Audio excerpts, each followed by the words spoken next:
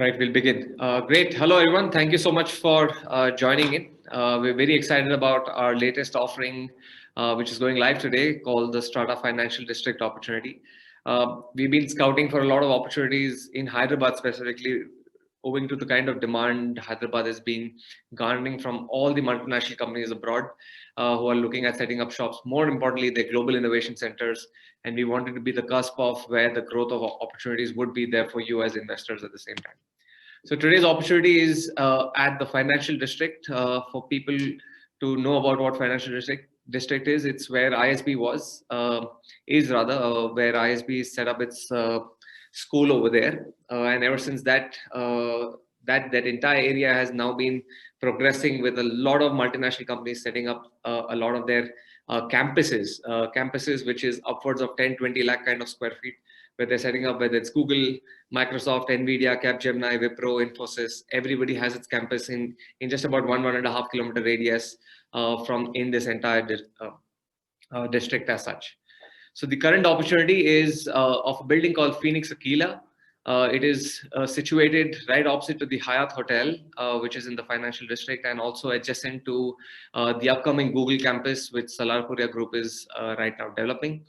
This building is about 1.9 million square feet. As such, the Tower 1 is where we are buying one of the floors, is about 7.5 lakhs odd square feet. 3 floors out of this have been leased to UBS. We've been fortunate to get an opportunity to buy one of the floors leased to the Swiss-based Union Bank of Switzerland as such, also known as UBS. We've got a 3.5 year lock-in. 3 years is the lock-in and 6 months is the notice. So it's a 3.5 year lock-in with a 9-year lease period. We're making an entry yield of about 8.9%, which is including the top up for all the investors. And for people who don't know UBS is a Fortune 293 tenant with almost about $3.5 trillion in AUM, which they're currently managing at this point. How has offices been in terms of demand? I'm sure everyone, ever since 2008 dip, office has been on a bull run.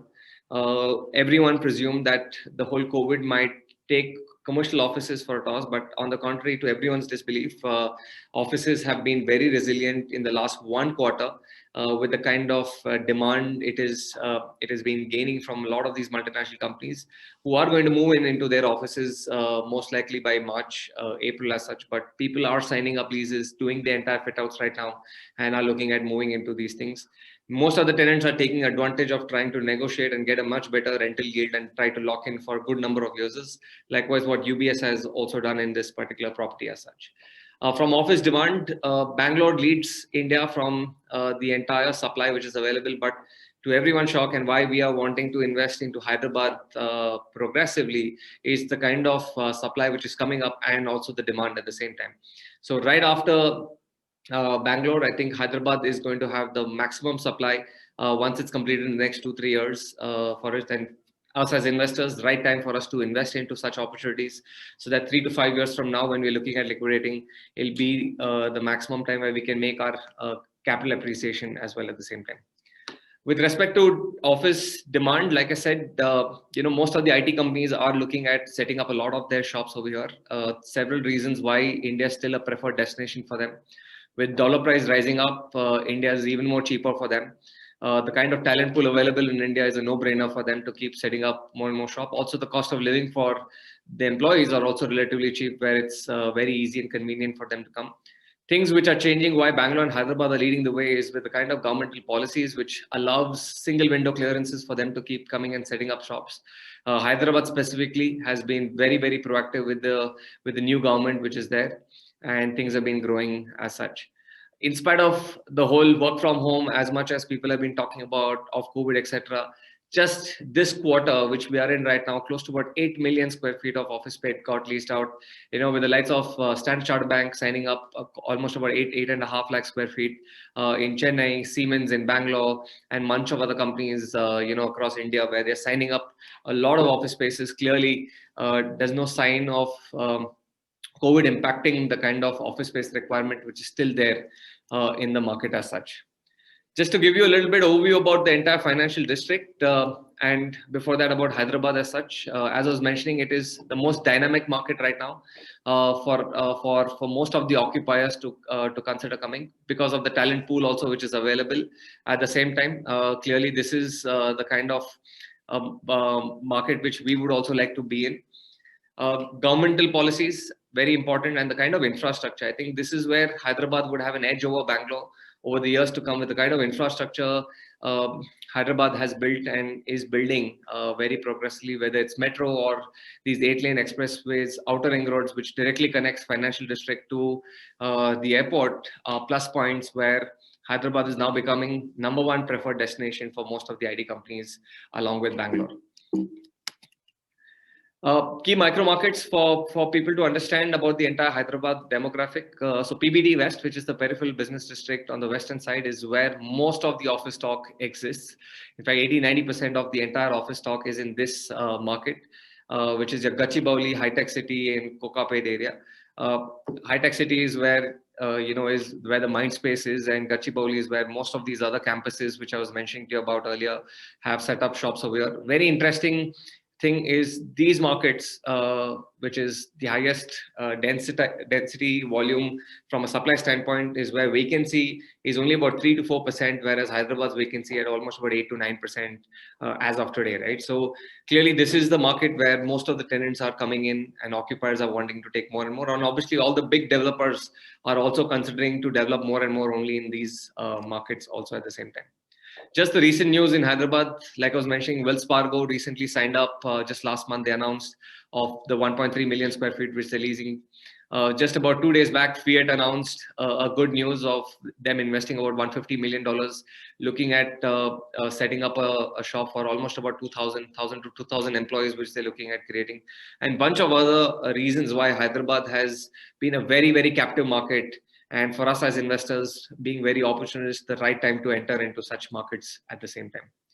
About financial district, as I mentioned, excellent infrastructure with the kind of tenant profiles and the kind of developers who are developing it. One thing which is very important is the kind of infrastructure which is available and being built and promoted by the government as well.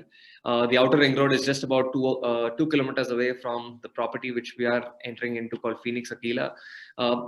From the outer ring road, although the airport is about 28.5 kilometers away, it takes less than just 20-30 minutes to reach the airport. So this is a very, very good thing, especially for people who invested in Bangalore. They know how difficult it is. However, this is where Hyderabad has a major edge in terms of the kind of infrastructure it has.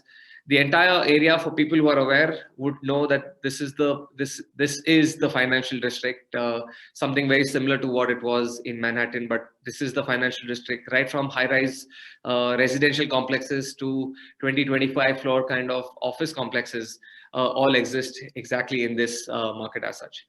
The property which we are right opposite, like I mentioned, is the Hyatt Hotel.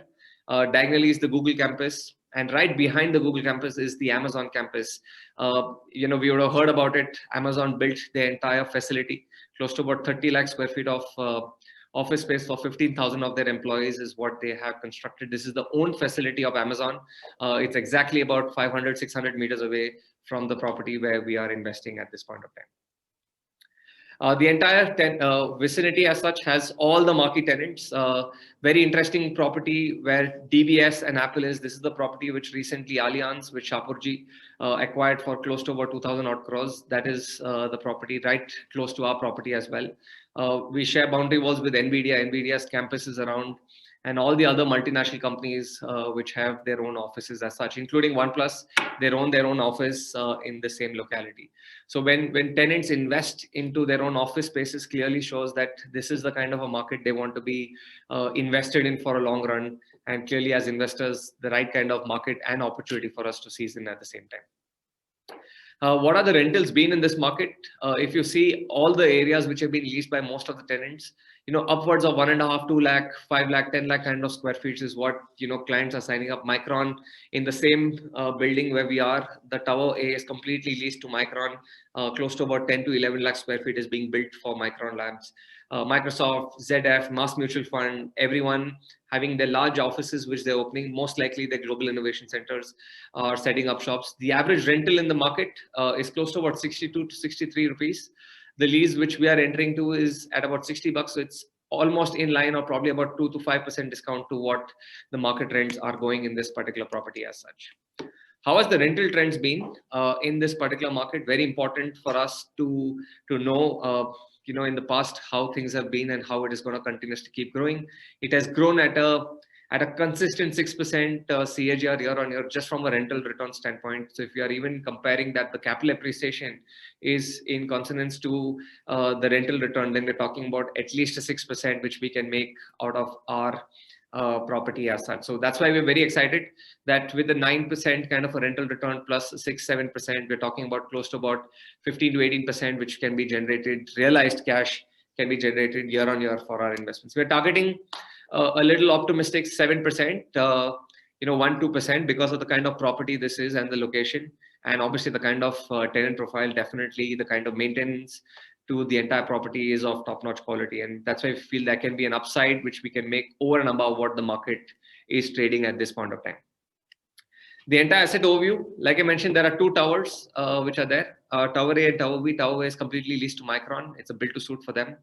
Tower B is where we are investing, the 15th floor, leased to UBS. So 14th, 15th and 16th is completely leased to UBS. They moved in November. So effectively from the time we invest, our rents are going to start. There's no stoppage of any rents or rent-free period which is going on. Very interesting. We're buying the property with a couple of other funds who are also buying, the other two floors which are leased to UBS. So there's a lot of comfort for us as investors to be invested along with, more mature funds who are investing in this particular property as such. About developer, for people who know Hyderabad, everyone knows about Phoenix as such. Phoenix is the number one developer in Hyderabad in respect to commercial real estate. They're developing almost close to about 45 million square feet. Almost half of the entire stock in Hyderabad would be developed by Phoenix or is currently under development by Phoenix. So all the marquee tenants, whether it's D. Shaw, UBS, Capgemini, Cognizant, Genpact campus, etc., all have been developed by Phoenix only. Again, because of the grade A developer, the kind of floor plates which exist are very, very efficient floor plates, 75 to 80% kind of efficiency we're talking about, with all the elevators, which is required for them to have clear movement of all their employees in the entire building very seamlessly is what it is. We have about 63 car parks coupled with this floor plate, which is about 47,000 square feet and 10. Which is almost on an average of about 750 square feet per car park, which is very, very good, especially for the kind of infrastructure which is available at this point of time. Just the asset photos. So the asset is still having a couple of months of work which is there, but most of the tenants have already moved in or interior work is going on at this point of time. UBS's fit outs are completely over at this point of time. If you can see, even the signage of UBS is already up on this particular building. Very, very comforting when we had gone and seen the site, ourselves in Hyderabad. About UBS, I think it does not require any introduction per se, but one of the largest financial services company in the world. Almost about 3.5 trillion in AUM, $30 billion in revenue, which they're able to generate. It's a Fortune 293, and all the other tenants in this building are also Fortune 500 tenants. So, which gives us a lot of comfort with the kind of maintenance and the upkeep of the building is always going to be of top notch, for us as investors to be invested in such kind of property. UBS has been in news, especially because of their opening of this office. So this office is effectively them reducing their entire outsourcing demand, which they've been giving to several IT companies and taking it in-house. They're hiring about 1,500 people for this 140,000 square feet, which they have leased out right now. And which is why clearly they're looking at being invested in this particular property for a long duration. And a 9-year lease is just a substantiate statement for us at the same time. This particular opportunity is an SEZ property. Lot of advantages for the tenants, more importantly, and us as investors also on a long run. For tenants, obviously, apart from getting exemption to all the taxes, getting import duties, for all the direct, indirect taxes, so there's no GST, anything for the rents they're paying or any other services for that matter. But more importantly, is getting single window clearances, because the entire SEZ comes under the Ministry of Commerce, directly from the central government, along with the state government, but a lot of control from them. SEZ has its own separate status, which is given. One very advantageous thing about SEZ, for you to qualify to get an SEZ status for this particular property, is the kind of infrastructure required in and around it. Also with the kind of power backup and dedicated power supply, etc., which is offered to all the SEZ properties in India, is why many of the Fortune 500 or companies were looking at exporting opt for this. SEZ, very interesting across India. Vacancy rate of SEZ is just less than 2%, which is amazing to the Indian standard, which is today at about 9 to 10%, overall from an office market standpoint. Advantages for us as owners, with all the benefits what the tenant has, obviously we get better benefits as well, with the kind of tenant profile, with the kind of capital appreciation these kind of properties command, and obviously the kind of land titles, because it's all under the SEZ authority, which means the land titles are very, very clear for us to do it. We've appointed Jai Sagar Associates. They are our lawyers for this particular transaction, and you'll be shared the legal opinion copy by Monday itself. Terms and financials. So we have a 3-year lock-in and a 6 months notice. So it's almost a 3.5-year lock-in and a 9-year lease. The lease escalates 15% every 3 years. The security deposit is almost 9 months of security deposit given by the tenant. They've been enjoying the rent-free period till November, which started back in April. So they had close to about a 6 months rent-free period for doing all the fit outs or whatever it is. And with the pandemic, they've done that. The rental yield for all the investors who are going to take benefit of the pre-booking, which is till 10th of January, your entry cap is about 8.9 with yearly escalations. We're looking at an average rental yield of about 9.5%, which we would generate for the entire lease duration, which is very, very good for the kind of tenant profile we have. These yields are very, very attractive for us to stay invested at the same time. The gross purchase price, we are buying the property at about 9,550 per square feet. The acquisition fee, which is the fee we bill one time, and all the legal fees, the total all-in cost comes to about 46.6 crore for this particular opportunity as such. Financial model, I'll take you guys through. We are targeting a 7% growth sensitivity. Even if you're doing at a conservative 5, we're still making 2.1x our multiplier. And a targeted IRR of about 16.9. But like I said, we would want to ensure with the kind of building and the tenant profile, 7% is what we're looking at very conservatively, which we feel is very achievable for us from a business standpoint. So just to summarize, a phenomenal opportunity, something which we've been looking for a long time, especially during COVID. We wanted to take those assets where the tenant is deeply invested, has a fresh lock-in, and has a longer gestation period for us to be invested into the particular property. So it's a grade A asset. It's got a 3.5-year lock-in with a 9-year lease. UBS, everyone's aware of who UBS is. It's a Fortune 293 tenant. It's an SEZ asset, which means it's very stable. It's very good from a long-term capital appreciation standpoint. And it's an IT and BFSI hub where all the companies in and around are all multinational premium Fortune 500 companies as tenants in the same thing. Just the terms of the investment, like always, we charge a 1% management fee. Performance fee is only at an 8% CAGR, which means only on appreciation, we charge 20% beyond an 8%. We don't charge on an IRR, which is including the rents.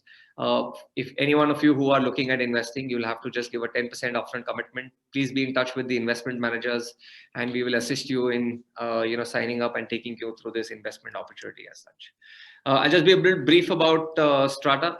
What we do as such from a business standpoint, how our platform operates, most of you are aware of it. We today manage close to about 180 crore in AUM, about 7.5 lakh square feet managed at this point of time. We've got solid 4 tenants who have consistently been paying rents to us at this point of time. Most of our investor base is CXOs and senior executives. We have a good NRI base of almost 20% on our platform today who've been investing. Professionals, family offices, business owners, that's the kind of demographic which is there today on our platform and is continuously keep growing on at the same time. Just the structure for people who are first timers, our platform. So once you do a KYC, There's a virtual account created, and you can transfer the money, whatever you're looking at investing, once you sign an EOI with us, into a common escrow account, which is managed by Vistra for us today. The entire money then gets transferred into an SPV, which will go and acquire the property. Even the directorship of the SPV now, rent collection, rent disbursements, accounting, compliance, etc.